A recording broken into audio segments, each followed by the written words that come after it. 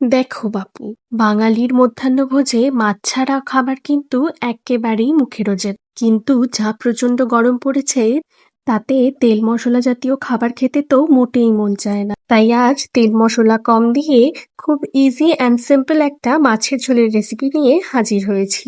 প্রথমে নুন হলুদ মাখানো মাছগুলোকে খুব ভালো মতো ভেজে তুলে নেব।